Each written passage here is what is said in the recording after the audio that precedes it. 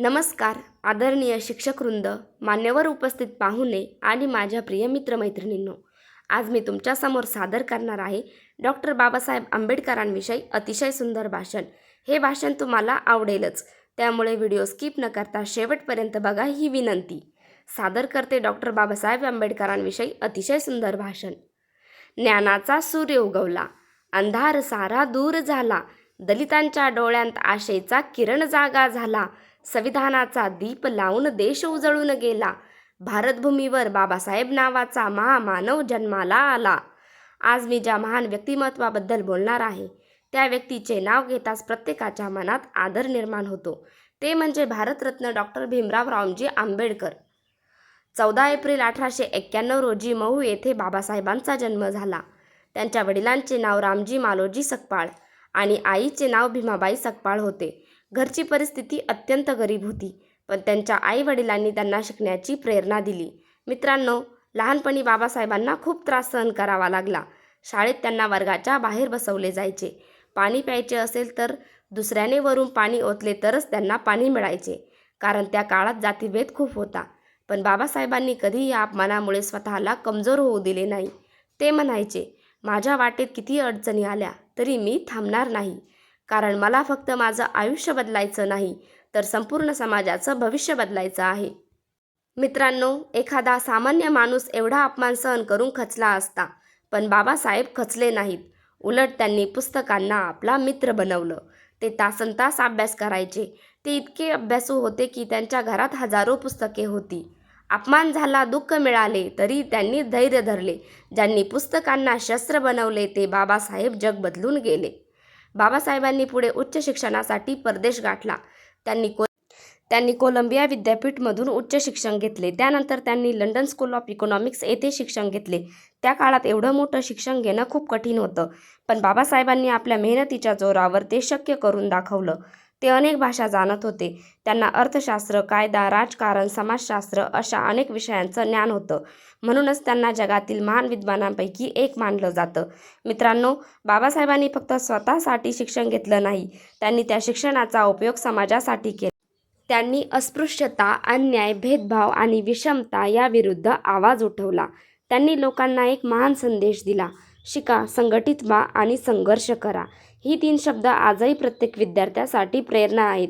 शिका, कारण शिक्षणाशिवाय माणूस पुढे जाऊ शकत नाही.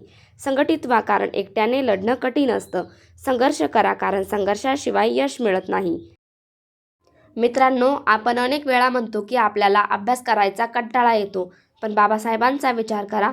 ज्यांच्याकडे ना पैसे होते, ना सुविधा होत्या, ना कोणाचा आधार होता, तरी त्यांनी एवढं मोठं यश मिळवलं. जर बाबासाहेबांनी हार मानली असती तर आज आपल्या देशाला संविधान मिळालं नसतं. म्हणूनच त्यांना भारताच्या संविधानाचे शिल्पकार म्हणतात. डॉक्टर बाबासाहेब आंबेडकर यांच्या अध्यक्षतेखाली भारताचे संविधान तयार झाले. भारतीय संविधान स्वीकार दिन या दिवशी देशाला संविधान मिळाले. संविधानाने प्रत्येकाला समान हक्क दिला. गरीब, श्रीमंत, स्त्री, पुरुष, कोणताही जात किंवा धर्म असो, प्रत्येकजण समान आहे, हा संदेश संविधानाने दिला.